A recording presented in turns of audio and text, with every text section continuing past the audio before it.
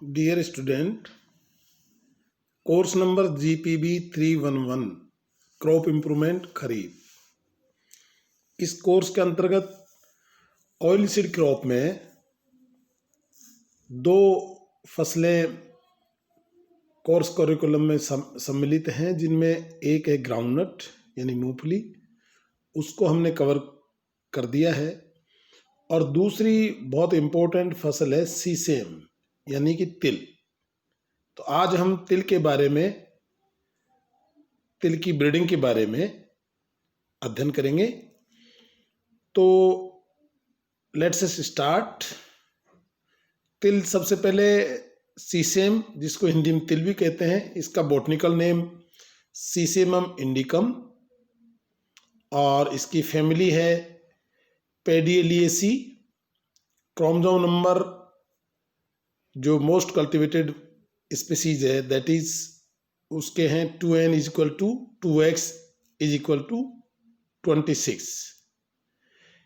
एक सीसेमम रेडिएटम एक cultivated species है, करीब वैसे 35 कल्टिवेटेड इसके वाइल्ड स्पीसीज हैं, इसके रिलेटिव्स हैं इंडिया में। तो जहाँ तक इसकी इम्पोर्टेंस का सवाल है, ये बहुत ही इम्पोर्टेंट ऑयल सीड क्रॉप है तिल। It is one of the oldest oil seed crop of Asia, in which oil content ranges between 37 to 52%. Sesame oil is rich in protein, that is, it is about 20% of the oil, and it is also rich in vitamin E along with other minerals. Oil is used for edible purpose mostly, and also in soap making and in cosmetics manufacturing, etc. Oil is with the property of high stability. काफ़ी लंबे समय तक इसको रखा जा सकता है, इसके ऑयल को खराब नहीं होता। Its oil is also used in culinary purposes and in bakery industry also. Sesame oil has antibacterial, antiviral, antifungal and antioxidant properties.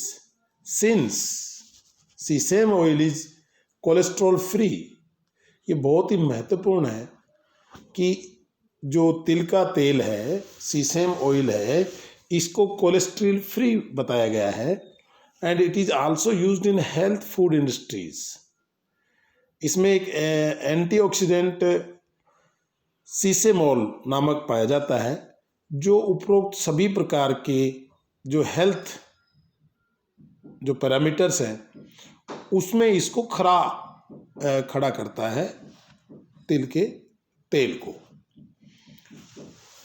इसके बारे में वैसे भी तिल एक बहुत ही ऐसा कहा जाता है बहुत गरीब फसल है, यानी कि ये एक ऐसी फसल है जिसकी रिक्वायरमेंट कुछ भी नहीं है।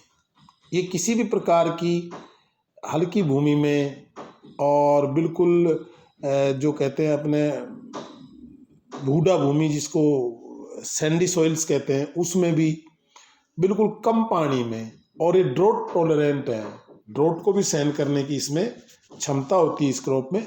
बस ये है कि जब इसकी फलियां, जो पोड फॉर्मेशन होता है, दाना भरता है, उसमें भूमि में नमी होना आवश्यक है। ये कई प्रकार से हमारे जो भारतीय संस्कृति है उसमें कई प्रकार से उपयोगी है। जैसे हवन पूजा में भी सफ़ेद तिल उपयोग में लाए जाते हैं, श्राद्ध में काले तिल उपयोग में लाए जाते हैं, श्राद्ध इत्यादि जो क्रियाक्रम होते हैं उसमें काले तिल के लड्डू बच्चों को भी खिलाए जाते हैं, जिसका कुछ मेडिसिनल वैल्यू बताई जाती है। इसमें एक नाइसिन नाम का पदार्थ होता है जो तनाव दूर करता है। डायबिटीज़ वालों के लिए भी ये अच्छा बताया जाता है। तो इस प्रकार से ये तिल हमारे दैनिक जीवन का और भारतीय दैनिक जीवन का और भारतीय संस्कृति और इंडियन कल्चर के लिए ये बहुत इम्पोर्टेंट फसल है, बहुत इम्पोर्टेंट क्रॉप है। अब आते हैं बात इसके ओरिजिन और डिस्ट्रीब्यूशन की। वैसे जैसे सेंटर ऑफ ओरिजिन की जब बात करते हैं तो दो प्रकार के सेंटर ऑफ ओरिजिन हम अध्ययन करते हैं, प्राइमरी सेंटर ऑफ ओरिजिन और सेकेंडरी सेंटर ऑफ ओरिजिन। तो प्राइमरी सेंटर ऑफ ओरिजिन इसका माना जाता है इथोपिया और सेकेंडरी सेंटर ऑफ ओरिजिन माना जाता है India.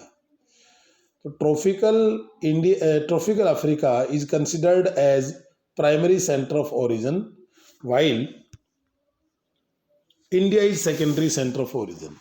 Sesamum is cultivated mostly in Africa, Middle East countries, India, Pakistan, Afghanistan, China, Bangladesh, Myanmar and other southeastern regions of the Asia. It is drought tolerant but very sensitive to waterlogged conditions. जैसे मैंने पहले भी कहा कि ये कैसी भी परिस्थितियों में उगने वाली फसल है तिल, और ड्रॉट टॉलरेंट है, लेकिन ये बहुत इंपॉर्टेंट है, अच्छे जल निकास वाली भूमि में ही ये ठीक प्रकार से उत्पादन देता है। अगर वाटर लॉगिंग कंडीशन है तो वो इसके लिए बहुत ही घातक होती है, और इसके लिए आइडियल टेम्परेचर है वो 27 डिग्री सेल्सियस या उससे थोड़ा ज़्यादा हो। अब आती है इसकी morphology. Sesamum is generally an annual herb and it may be perennial also. Stem is erect, rigid, hairy, tall and branchy. Leaves are sessile and staminate. May also be with petiolate. Growth habit is indeterminate. ये इसका एक लेकुना है, इसका मतलब minus point है कि इसमें भी जो दूसरी ऑयल सीड क्रॉप्स हैं ऑलमोस्ट उनकी तरह इनडिटरमिनेट ग्रोथ हैबिटेट पाई जाती है, जिससे कि इसमें सिंक्रोनस मैच्योरिटी का अभाव मिलता है।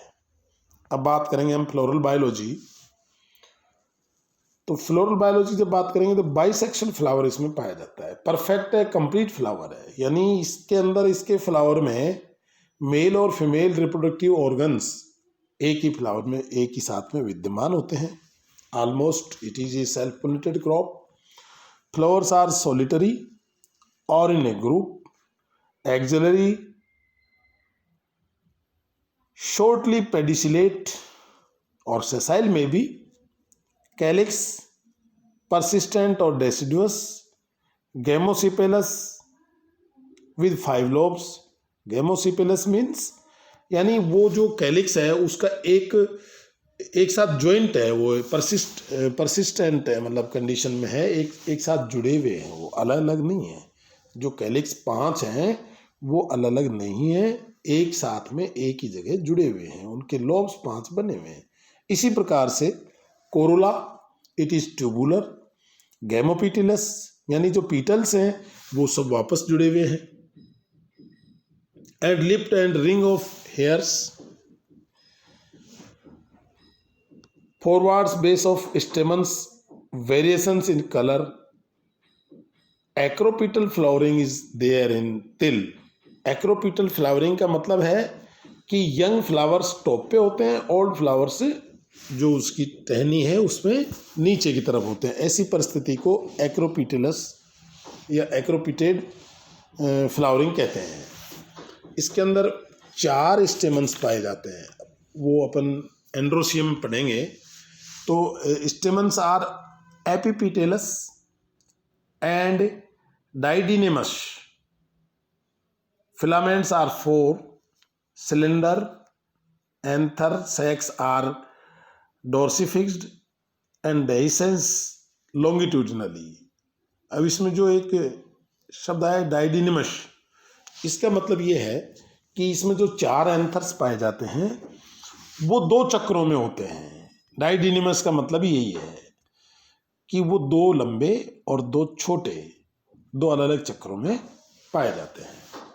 इसी प्रकार से gynoecium, ovary superior, bicarpellary, 2-celled, separated by false septum, 2-chambered, ovules are numerous and style is forked at the tip with stigmatic hairy lobes.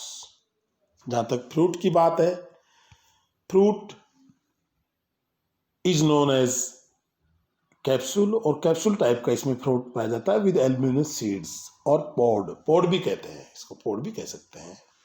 कुछ और वाइल्ड रिलेटिव वेराइटीज या वाइल्ड रिलेटिव स्पीसीज हैं सीसेम की, जिनमें प्रमुखतया सीसेमम, ऐसे कुल मिला के 35 से 40 जो है ना वाइल्ड रिलेटिव्स हैं जो इससे मिलते जुलते हैं। Sesamum malabaricum 2n = 26, Sesamum laciniatum 2n = 32, Sesamum prostratum 2n = 26, Sesamum africanum 2n = 26, and Sesamum occidentalis 2n = 64। इस प्रकार से ये इंट्रोडक्टरी पार्ट और फ्लोरल बायोलॉजी और मॉर्फोलॉजी ऑफ सीसेम आज हमने पढ़ी। इससे आगे का भाग अगले चैप्टर में, अगले वीडियो में पढ़ेंगे। Thank you.